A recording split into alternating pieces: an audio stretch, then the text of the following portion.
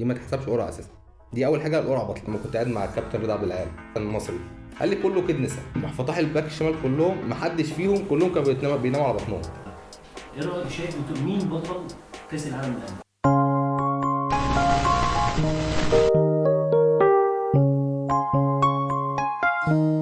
السلام عليكم، انا حازم وبقول اي حنكشه في الكوره.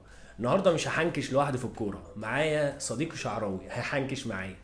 اول حاجه هنتكلم فيها رابطه الانديه وقرار اللي طلع 4 الفجر. يعني احنا اتسحرنا ونمنا وصاحيين الصبح رايحين الشغل، لقينا رابطه الانديه منزله قرار جديد بموعد مباراه القمه بين الاهلي والزمالك يوم 12 مارس. طبعا الاهلي اخذ كل قراراته القانونيه وتحركاته وقدم طلب لرابطه الانديه ان هو عايز حكام اجانب لمباراه القمه. طبيعي، احنا من يوم ما اتولدنا واحنا عارفين ان مباراه القمه فيها 3-4 اسباب: حكام اجانب، مفيش جمهور، بتتلعب في نهايه الدوري بتبقى اصلا ملهاش لازمه. فالاهلي عمل كده وقدم طلب ان هو عايز حكام اجانب في مباراه القمه، وطبعا رابطه الانديه استجابت وبعتت لاتحاد الكوره الاهلي عايز حكام اجانب. اتفاجئنا ان الحكام المصريه هي اللي هتدير اللقاء بقياده محمد بسيوني. طبعا الاهلي مش عاجبه، فكل ده هنعرفه مع صديقي شعراوي. ايه رايك في كل اللي حصل في الليله ديت لحد دلوقتي؟ احنا في المشاكل بتاعه مباراه القمه، ايه رايك في كل ده؟ بص، اول حاجه حازم عايز اقول لك على حاجه، بس اتحاد الكوره هو السبب في كل المشاكل اللي احنا فيها لحد يومنا هذا. يعني اول حاجه الرابطه طلبت من اتحاد الكوره انها تجيب حكام اجانب من بره، تمام؟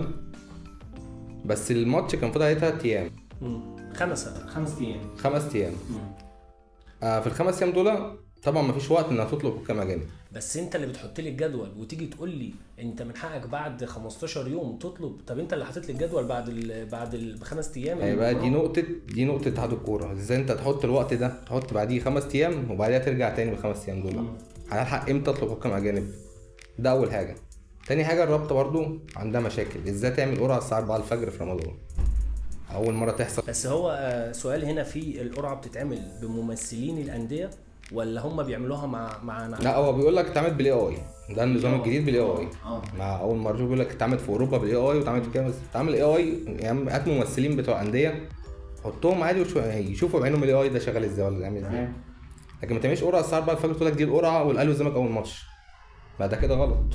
ده مش قرعه. دي ما تحسبش قرعه اساسا. دي اول حاجه القرعه بطله. تمام. طب انت شايف سؤال اللي محدش سأله، لو كان طاقم التحكيم مصري بس مش محمد بسيوني كان ممكن الاهلي يوافق؟ هو ولا هيوافق. ده جابوا الاهلي هو كان مبدا ان انا مش هلعب حكام مصريين. هو من امتى القمه بتلعب في الدوري حكام مصريين؟ نادرا. امين عمر حكم، محمود البنا، كابتن ابراهيم نور الدين. عايز اقول لك على حاجه.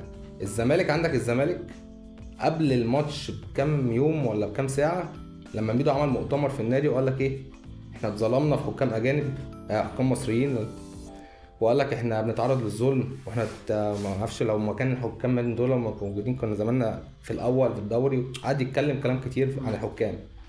اول ما قال لك الاهلي مش هيلعب الماتش الا حكام اجانب، احنا مصممين قال لك احنا خلاص احنا بتوع حكام مصريين. صدفه انا قصدي كنت بجهز شويه حاجات. محمد بسيوني ده احسن حاجه في الدنيا. طب ازاي انت طلعت كده ودلوقتي بتقول كده؟ فدي برضو نقطه على النادي الزمالك. المفروض حتى ايه، انت طول عمرك بتلعب الاهلي والزمالك بحكام اجانب، ليه دلوقتي صممت انك تلعبش حكام اجانب؟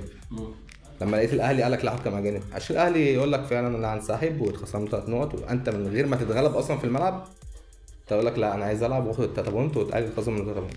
طب فنيا بقى، هنيجي فنيا. الاهلي من بعد مباراه باتشوكا المكسيكي في كاس القارات الاهلي ما جاش لحد دلوقتي. انا مقتنع ان الاهلي ما جاش نفسيا لسه. اللعيبه انا شايف ومستر كولر بعد رحيله الفتره اللي هو بعد مباراه باتشوكا في كاس، كل اللعيبه وقتها كانت، انا فاكر كانت باصه لماتش ريال مدريد، مستنيه ريال مدريد. صح.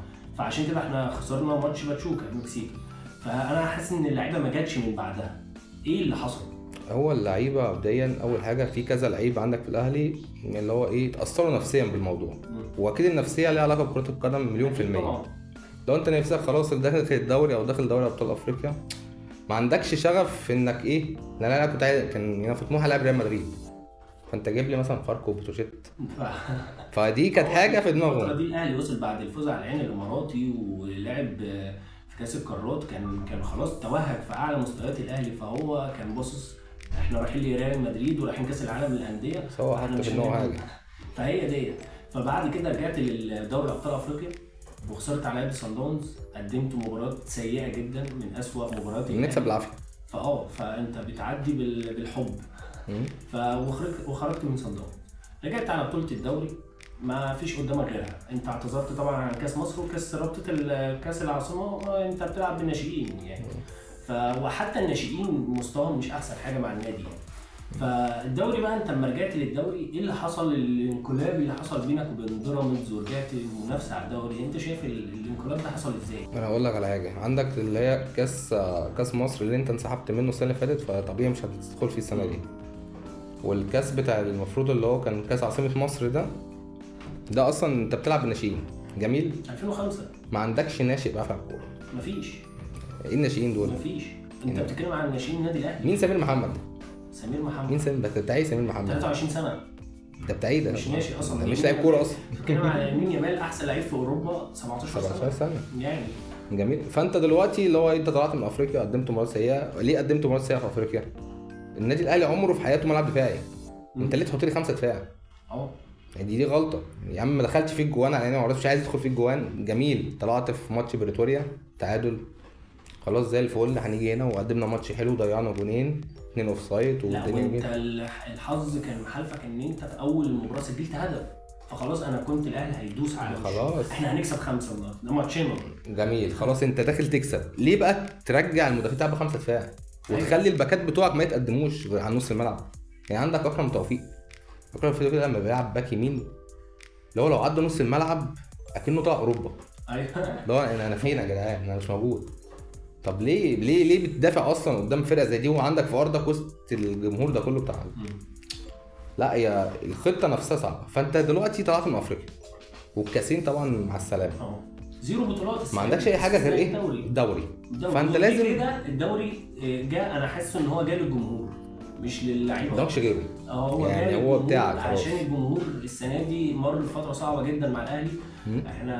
انت بتتكلم في 0 بطولات، فبطوله الدوري جت كده للجمهور عشان الناس دي ما تبقاش زعلانه زي الفل. بيراميدز، طيب انت شايف ايه اصلا منظومه بيراميدز ديت؟ يعني ازاي يحققوا بطوله وازاي ينجحوا مع ان عندهم كل مقومات النجاح؟ ليه مش ناجحين؟ ما عندك العامل الاساسي، يعني مثلا الاهلي العامل الاساسي بتاعه ايه؟ جمهور. بيراميدز ما عندهاش جمهور. بيراميدز بتستاجر جمهور. جميل، بتجيب جمهور ايه 1 2 3 4 عشان ايه؟ يمشوا مع الدنيا. ما انت اللعيبه اللي عندك في الملعب دي الجميل بتاخد فلوسها في ميعادها، بتاخد كل امتيازات معاها، بس مش هتقدم لك ال 100% عشان ما فيش حد يحط عليهم. يعني عندك جمهور اهلي يحط على اي لاعب مقصر، اللعيب تاني ماتش ينزل ياكل النجيله. الجمهور بتاع بيراميدز فين؟ مفيش. مش اي لعيب يستحمل ضغط الجمهور، مش اي لعيب. بس انت لو استحملت ضغط الجمهور انت هتطلع اكتر ما في جواك عشان تثبت للجمهور اللي انت مش لعيب كده وكده. مع ان لعيبه بيراميدز، سكواد بيراميدز ده اتقل سكواد في الدوري كله طبعا، وبياخدوا مرتبات قويه جدا، كل حاجه امتيازات عالميه على الدوري كله. وعبد الله السعيد والناس دي سابت الاهلي او راحت بيراميدز عشان فلوس. اي لعيب في الدوري المصري ما هو اوباما. عندك كذا لعيب من الزمالك، مصطفى محمد، مصطفى فتحي، لاعيبه كتير، عمر جابر واحمد الشناوي. ايه رايك فيه كحارس مرمى احمد الشناوي؟ والله انا من زمان، من ايام ما كان في الزمالك وانا يعني هو كان في فورمه، قعد موسم مش فاكر كان موسم كام، 20 متراوي 21 حقق فيها بطوله الدوري، اللي هو لما راح اساسي في منتخب مصر. هو ده الموسم الوحيد اللي هو كان فعلا حارس في منتخب مصر. بس بعد كده من ساعه ما اخر موسم ليه في الزمالك ومواسمه مع بيراميدز انا مش بشوفه حارس مرمى. لا، انا يعني بيعمل كوارث في مباريات مصريه يعني. انا عندك جون مدبولي بتاع البنك الاهلي ده في جون شبيه ليه عمرو السوليه، فاكره؟ هو ده نفس القصه يعني، الكره في وشك يعني انت ما يطلعها دي ترى يطلعها. طب انت شايف انه ممكن شريف اكرامي ياخد فرصه عليه الفتره اللي جايه؟ انا يعني ان شاء الله. بص، هو شريف اكرامي ايا كان، شريف اكرامي او احمد الشناوي، والله دول يعني ايه بفريق بحجم بيراميدز بالاسامي اللي في بيراميدز، حرام يبقى عندهم باكات زي علي جبر واحمد سامي وحارسين مرمى زي الشناوي وشريف اكرامي. هات لك طلع لك حارسين من الناشئين، شوف لك حارس مرمى في الدوري صغير في السن يعرف يأدي لك المهام اللي هو التراي على كذا جنب، لكن الشناوي وكرامه في مكانه. فرامي ربيعه انا شايفه حد مهم جدا ان الاهلي محتاجه الفتره اللي جايه في بطوله كاس العالم. انت هتقابل مهاجمين اقوياء جدا في بطوله كاس العالم للانديه، اكيد مش زي البطولات المحليه. فسيبك من ميسي والكلام كله رايح لميسي، لا انت هتقابل فرق قويه جدا. بالمناسبه يعني بمناسبه كاس العالم للانديه احنا عاملين حاجه مختلفه او حاجه جديده، سلسله حلقات هنقدمها لكاس العالم للانديه في وقت بطوله كاس العالم للانديه. نرجع بقى للموضوع بتاعنا، انت شايف رامي ربيعه مهم لبيراميدز؟ بص، هو منظومه بيراميدز عامه بتميل للسن الكبير، بتميل للخبرات. يعني مثلا جابت الشناوي، جابت علي جبر، جابت مصطفى فتحي، جابت مين تاني، عبد الله السعيد، احمد فتحي. بتميل اللي هو ايه، عايزين خبرات، عايزين في كل مركز في الملعب خبره. عندك الشناوي حارس مرمى، عندك علي جبر، عندك كان احمد فتحي باك يمين، عندك مصطفى فتحي وعبد الله السعيد كان قدام، دلوقتي مروان حمدي في الهجوم. فانت عندك كل مركز لازم يحطوا فيه انسان كبير في السن. فدلوقتي رامي ربيعه لو راح هناك، هو رامي ربيعه دلوقتي كان السنه اللي فاتت في فورمه ومحدش في مصر كله يعترض على الفورمه بتاعته دي. ومنتخب مصر يعني وفورمه بيهدف، بيعمل لك كرات عرضيه من دفاع للهجوم. كان الصراحه كان فورمه كده. دلوقتي الكيرف بتاعه بينزل، فدلوقتي هو عمال يساوم الاهلي على الشروط الماديه. لا انا عايز كذا، الاهلي يقول له معايا كذا، الحد الادنى كذا والحد الاقصى كذا. راح منزل لك صوره على الانستجرام وهو متصور جنب الاهرامات. طب يعني معناها ايه يا سيدي؟ رايح بيراميدز يعني؟ ده تلميح بسيط منه، اللي هو بيراميدز يا اما ايه، هروح بيراميدز يا اما تجددوا لي بالمبلغ اللي انا عايزه. فوالله لو راح بيراميدز كده كده الاهلي مش بيقف على حد. الاهلي طول عمره مش بيقف على لعيب، عكس الزمالك. بالمناسبه كلنا عارفين ان زيزو في الاهلي. جميل. ما لسه هو الاهلي ما اعلنش رسمي، بس كلنا احنا عارفين. اكيد. فممكن انتقال زيزو للاهلي هو اللي عامل كل المشاكل ديت في تجديد اللعيبه الجديده في النادي الاهلي؟ لا خالص خالص. بس في لعيبه، عندك لعيبه مثلا بيجددوا من غير شروط في الاهلي. قفشه والناس ديت مش كتير، بس اللي هو ايه، بيجددوا حبا في الاهلي، حبا اللي كان الاهلي، حبا اللي لعب في النادي الاهلي، اسم الاهلي، البطولات اللي بيشارك فيها، الاعلانات اللي بيشوفوها. فبرضه في عائد مادي غير اصلا التجديد. في اصلا اعلانات دي بمبالغ ضخمه. شفت الاعلان الاخير بتاع بس عشان ما تقمصوش.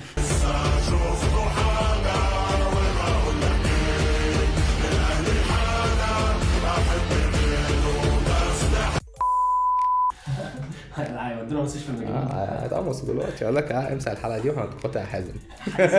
هنقطع حازم دلوقتي.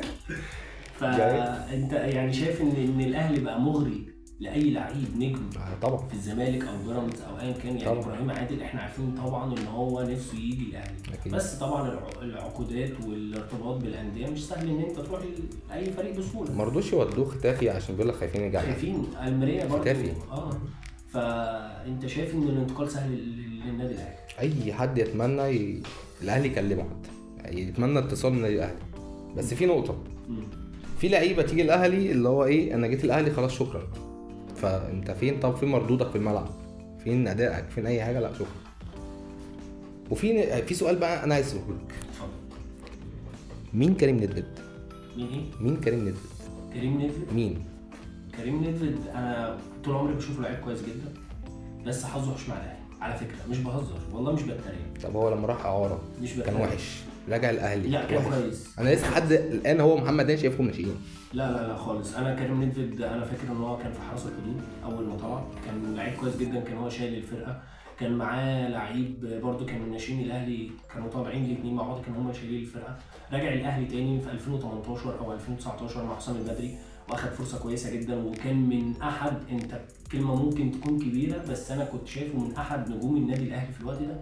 كريم ندفد في فتره حسام البدري كان حتى الجمهور بيقول عليه ابن حسام البدري، كريم حسام البدري. ايوه في الفتره ديت. فانا كنت شايف ان هو نجم جامد جدا.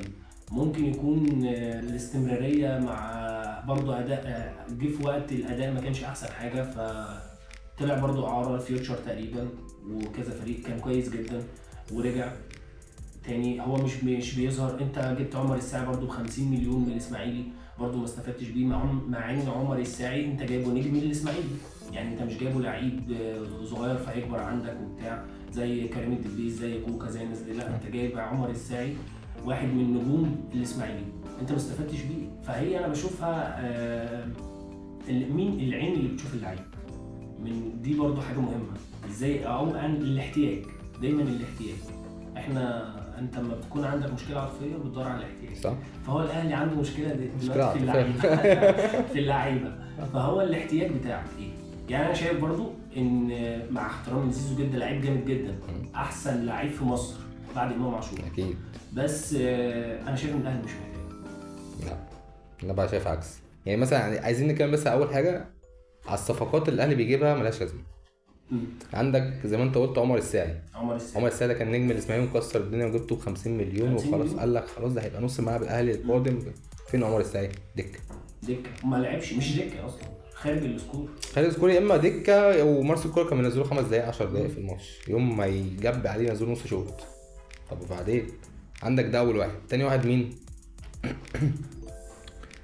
اسمه ده كريستو. ده كريستو انت جبته، ده كريستو نزلته برضه نص ماتش. ممكن تقول اللعيبه دي جابها تسويق. ممكن تسويق. عندك لعيب تالت رضا سليم. رضا سليم ده كان مكسر الدنيا في المغرب وهداف الدوري المغربي جدا ولاعيب جامد جدا. هو لعيب قوي، اتركن دكه، اتصاب، دلوقتي اعاره. طب وبعدين؟ اعاره وبيع نهائي، انت بتدور على عرض كويس. عرض دوري على عرض. رابع لعيب مين؟ رابع لعيب كان في لعيب رابع تاني كنت لسه كان في اسمه واليو ديانج. بس اليو ديانج القندوسي ده كان نص ملعب خرافي. ودوده سيراميكا دلوقتي هو نجم، كان نجم سيراميكا. القندوسي انا مقتنع 100% ان انت جبته عشان ما يروحش الزمالك. اكيد انا متاكد، بس هو لعيب جامد. انت جبته عشان ازاي؟ هو لعيب جامد. يعني احنا بنتكلم بموضوعيه وبشفافيه، مش منحازين للاهلي بشكل في الاخطاء او الانتقاد. لا احنا بنتكلم بنظهر كل الجوانب السلبيه والايجابيه. اكيد. الاهلي اخذ القندوسي عشان كان رايح الزمالك. اكيد. فالاهلي دخل بقوه، وطبعا احنا عندنا الايقونه كابتن محمود الخطيب بيستغل الحته ديت بمكالمه. برافو عليك. فهو بيستغل الحته ديت دايما مع كل رؤساء الانديه في افريقيا، ان هو محمود الخطيب، فبيكلمك انا عايز اللعيب كذا خلاص بتاعك. زي مروان عطيه اصلا كان مضى في الزمالك. ايوه يعني ومحمد مصلحي كابتن الخطيب زاره في اسكندريه، شكرا، فخلاص الصفقه راحت للاهلي. بس انا بشوف مروان عطيه لعيب مش متطور. مش لا ممكن عشان كان الطريقه بتاعت مارسيل كولر اللي هو محجمه ما يطلعش يزيد عن نص الملعب. يعني مثلا شفت الماتش اللي فات بتاع البنك الاهلي كان بيزيد ويعمل اوفرات لقدام، عرضيات، بينيات. هو عمل في ماتش الحرس كويس جدا. هو رجله حلوه بس هو بيحب يلعب. صنع هدف. هو لعيب بس يعني اتمنى ما يشوطش. يعني هو بيجرب على الجون، دي حاجه ايجابيه اللي هو بيجرب على الجون. انت اتفرجت عليه في الاتحاد؟ بس بيقلش. اتفرجت عليه في الاتحاد؟ شفت له هايلايتس بس بيقلش. كان بيشوط كويس جدا، بيقف على 18، كان صانع العاب في الاتحاد. جميل. هو ليه دلوقتي حاليا الشوط عنده يعني شوط 3 كور او كورتين او 3 قلشهم. انا بشوف ان هو بيكمل مسيره حسام عاشور. هو مسمار حسام عاشور. ما حتى حسام عاشور ما طورش من نفسه. انا ما بشوفش ان ده نص الملعب الحقيقي بتاع فرقه بحجم الاهلي. اكيد. يعني انا بحب اللعيب حسني عبد ربه، بحب محمد شوقي، اللعيب اللي هو نص ملعب هجومي دفاع بحت وحش واقف لك ورا. فانما اللعيب اللي هو طب ايه رايك في دونجا؟ هو بيلعب كوره؟ نفس السؤال. والله انت بتخليني دلوقتي لو معايا خنجرين اجيبهم كده وارشع واحده في قلبي وواحده في طيب. في حد بيلعب كوره في الزمالك. بص دونجا ده انا شفت ابو شعر ده بيقلد امام عاشور. ايوه بص هو دونجا ده من اللعيبه اللي هي بتحب اللقطه، اللي هو بيحب يعمل لقطه. يعني مثلا ايه نوش امام عاشور ماشي الاهلي فهو بيقلد امام عاشور في كذا حاجه عشان ايه ياخد السيت، عشان سيت امام عاشور عالي. قال لك انا كنت ما اعرفش بجيب امام عاشور معايا لعب كوره لعبوا معايا، احمد مشروع طلع قال له ايه ده انا كنت باجي معاه عشان اسيبه. بيعلوا على بعض في كذا حاجه. طب انت فين يا ابني اداك في الملعب اللي يثبت اللي انت بتقوله؟ مفيش اداء. يعني جمهور الزمالك ذات نفسه بيقولوا انت ما بتعرفش تلعب كوره. يعني انا من وجهه نظري انا مش لعيب كوره، بس هو طالع اللي هو ايه كيد. يعني اخر مره لما كنت قاعد مع الكابتن رضا عبد العال فقلت له ايه رايك في اللي بيحصل في الوسط الرياضي عامه المصري؟ قال لي كله كيد نسا. قلت له ازاي كيد نسا؟ قال لي يعني الزمالك دخل في صفقه الاهلي لا انا هكيد واخدها منه. اللي دخل في الصفقه، طب الزمالك يعلي عليه عشان الصفقه دي يعمله، يروح جاي بيراميدز ياخد الصفقه اصلا. فكله شغال كده. اللعيبه اللي انت بتجيبها دي فين؟ القندوسي جبته عشان الزمالك دخل فيه، لعيبته لعيب جامد، لعيبته كويس. الناس اللي هم الفهمانين دول، الناس الفهمانين دول ايه؟ عارفين المصلحه النادي فين. الناس دول مش دول اللي بيأيقنوا اللعيبه. الناس اللي هم بتوع ناصر الحاج ناصر المجد دول هم اللي بيأيقنوا اللعيبه. في ناس اللي هو ايه يا جدعان، معززه جاله عرض ب 8 مليون ما اعرفش من فريق في السعوديه. فريق في السعوديه 8 مليون دولار، انت كنت ممكن تبيعه وتنقل للزمالك نقله ثانيه. هتجيب مكانه 4 زيزو. يعني انت قصدك ان هي مشكله اداره؟ هي مشكله اداره، ومشكله ان الاداره خايفه من الجماهير وخايفه من الجزء اللي انا بقول لك عليه، الجزء السلبي مش الجزء الايجابي. لو سمعت الجزء الايجابي، انا عندي ناس زملكاويه اصحابي من الجزء الايجابي ده، تقعد معاهم تفهم كوره، الناس دي فاهمين كوره. بس الجزء الاغلبيه العظمى بتاعتهم اللي هو بتوع الايه، اللقطه والشو. لا، الزمالك عايز الناس النضيفه مش لقطه وشو. عندك ميدو في الاول خالص كان بتاع لقطه وشو، اتحط في الموضوع. هتلاقي ميدو ايه دلوقتي؟ قالوا بيتكلم بعلانيه، في مثلا جزء من كده، بس ايه، راجل فاهمان في الكوره، يجيب لك صفقات، يروح يكلم لك لعيب، الدنيا شيكات مفتوحه عنده عايز مثلا اوبشن يعني. ودلوقتي سدوا الديون اللي عليهم، هو هيجيبوا صفقات، وخلي بالك هيبقوا مرعبين. بس هو المشكله يعني الرساله اللي احب اوجهها لاي زملكاوي، اعمل زي الاهلي، ما تايقنش لعيبه. اللي هو انت مالكش لعيب ماشي. احنا عندنا مثلا لعيب مين اجمد لعيب في الاهلي حاليا؟ امام عاشور. جاي منين؟ من الزمالك. الله ينور. امام عاشور انت لعيب تقيل، ما بيعرفش يحافظ على نجوم الزمالك، مش بيعرف يحافظ على ليه؟ عشان بينفخهم. انت هتنفخ لعيب، اللعيب ده هيشوف نفسه عليك وهيعلي مرتباته وهيشوف. انا بشوف الموضوع ماده اكتر دلوقتي الكوره استثمار، لعيب بيبص للماده اكتر اكيد. فانت هتقيمني فلوس وكده، انا معاك. في نادي تاني هيقيمني، وفي لعيبه سابت الاهلي، رمضان صبحي ورامي بقى دلوقتي، كل عبد الله السعيد، فاهم؟ فهي الموضوع بشوفه ماده اكتر، ان انت هتديني حجمي في الفلوس او اللي انا عايزه من الاخر. طب النقطه دي بترجع لايه؟ يعني انت بتشوف نفسك في الفلوس ليه؟ علشان الجمهور خلاك اللي انت اسطوره. فانا خلاص اسطوره يا جدعان، هطلب اللي انا عايزه. عكس التاني خالص. مثلا لو انت لعيب خلاص، زي مثلا امام عاشور معانا، الله ينور، امام عاش والله اسطوري، الماتش اللي بعديه وحش او ضايع بلانتي، لان انت لعيب كذا وكذا وكذا وكذا، خلاص انت مش هتايكن عندنا. انت لعيب يعني دلوقتي مثلا عندك مين اللي هو خلاص خد ايجابياته وسلبياته؟ علي معلول. انت دلوقتي اسطوره، لو عملت ايه باللازم خلاص انت اسطوره. ليه؟ شفت مننا الحلو وشفت مننا الوحش، واستحملت الوحش وفرحت بالحلو، فانت ليه كل ده؟ خلاص انت دلوقتي الاسطوره بتاعتك، راجل بيتكلم، راجل محترم. الاسطوره دي ليها معايير، احترامك، ادائك في الملعب، رجولتك في الملعب، في كذا حاجه، معيار كذا حاجه، اللي هو ايه، انت فعلا صح، انت فعلا اسطوره. لكن مش عشان اجيب لك كام بلانتي ابقى اسطوره واقعد اتكبر عليك واقول لك انا عايز كذا وعايز كذا، عايز كام مليون وعايز كام مليون. انت مع عقيد علي معلول في بطوله كاس العالم؟ هو بص عايز كايه بالظبط؟ عاطفه. مع عاطفه اكيد، يعني اي حد عاطفه اكيد علي معلول. بالعقل بقى معلق، الاهلي محتاجه، هيعمل ايه؟ مش هيضيف تاني قد لا بس هو السن برضه عليه عامل. بس انا عايزه كايه، كعاطفه، يشارك كعاطفه، يتكرم كاس عالم كعاطفه، كل حاجه كعاطفه. بس انت عندك الباك الشمال ده اللي هيمسك ميسي اول ماتش خالص، كوكا. بقول لك لو علي معلول هيمسك ميسي. يعني ميسي دلوقتي عنده كام سنه؟ ميسي 35 36. جميل. علي معلول كام سنه دلوقتي؟ علي معلول نفس الرينج بتاعه. شوف فورمه ميسي دلوقتي، شوف فورمه علي معلول. بس علي معلول راجع من الاصابه، ولو في اصابته ما حدش في العالم كله يجيب فورمه ميسي. علي معلول قبل الاصابه كان اساسي في النادي الاهلي، جميل، بيلعب بطوله افريقيا، متصاب قدام الترجي، كان بيلعب في ليفل اعلى ليفل وصل دلوقتي. يبقى كلام دلوقتي ميسي في اي وقت، ميسي من 50 سنه مين يقدر يوقفه؟ مفيش. فطاحل العالم كلهم، فطاحل الباك الشمال كلهم، ما حدش فيهم، كلهم كانوا بيناموا على بطنهم قدام ميسي. فدلوقتي كوكا، ميسي هيعمل مع كوكا برضه، مع ان ميسي مش زي زمان، بس اللي هيفضل ميسي هو ميسي. بس انا سمعت ان انتر ميامي مش عايزه. لا، هو اللي مش عايز يجدد. هو شكل فيه مفاوضات اتفتحت مع برشلونه برشلونه هيرجع مع مين يا مان؟ لا، ما دي قصه سواد، ده سواد على الكل. طيب احنا عايزين برضو نرجع تاني لموضوع رابطه الانديه والقرارات اللي طلعت. نادي الزمالك، انت شايف ان هو اصلا نادي الزمالك ليه في الموضوع ان هو يتكلم؟ هو ليه؟ عشان هو اللي كان الطرف الثاني في الماتش. انت خدت 3 نقط، لا هو عايز يخصم منك 3 نقط. عشان تخسر بطوله الدوري. لا عشان انت خصمت مني 3 نقط ساعه لما انسحبت المره اللي فاتت. يعني واحده بواحده. لو انت احسن مني في حاجه. طب بيراميدز، انت شايف موقف بيراميدز قانوني؟ هو لا مش قانوني، بس هو ايه، لا انا عايز يتخصم منه عشان اخد الدوري. عايز الدوري. الدوري. طب مين هياخد الدوري؟ الاهلي. فاضل ماتش فاركو. فاركو فرقه تقيله قوي وتنحوي، والراجل اللي ماسك البيج بتاعهم ده راجل جامد قوي. اقسم بالله العظيم احسن واحد شفته ماسك بيج، سيبك من بيجات الاهلي بيجات الزمالك، احسن بيج شفتها وبحب اتفرج عليها كل شويه البيج بتاعت فاركو دي. وتحياتي لصاحب بيج فاركو والله العظيم.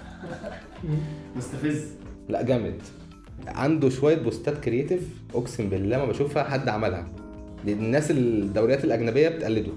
يعني شفت مره يعني كان منزل بوستر مش عارف كان ماتش فاركو مين، بعديها بيومين كان معرفش برضو في فرقه بتلعب مش فاكر كان في دوري الماني ولا نفس البوستر هو بس مغيرين الشعارات، اخدينه منه ونفس الكابشن بنفس كل حاجه. الناس بتشتغل، حط لكل واحد. اصل هي كوره وانت بقى ايه ماشي، ما عندكش جمهور غير كام فواره عندك كده. عارف يجيب جمهور. ما هو شفت البيتش بتاعه دلوقتي الريتش بتاعها اعلى من بيتش الاهلي والزمالك. ايوه. فانت عندك دلوقتي قاعده جماهيريه بتاعت مصر كلها بتتفرج عليها. في نهايه الحلقه بقى، ايه رايك شايف مين بطل كاس العالم للانديه؟ بطل كاس العالم للانديه ما دي احنا مش هنحدده دلوقتي. يعني مثلا دي محتاجه دراسه وجداول وقصه كده، ان شاء الله في الحلقه الجايه هنقول كل الحلقات الجايه. في الحلقات ما هم سلسله حلقات عن كل المجموعات ان شاء الله. طيب يا جماعه، احنا في نهايه حلقتنا بننوه ان احنا برضو قلنا في نص الفيديو بنقولها تاني ان احنا هنعمل سلسله حلقات بطوله كاس العالم للانديه، هنلم لكم فيها كل المواضيع وكل اللعيبه اللي هتلعب والصفقات الجديده وادوارها والتكتيك بتاع المدربين وكل الانديه. انا شايف ان كل الانديه في بطوله كاس العالم للانديه داخله، كل الانديه مش قويه او ما اخدتش بطولات او ما عملتش انجازات قويه، فكل ده هنحلله في الفيديوهات الجايه. كان معكم حازم عبد المقصود والشعراوي.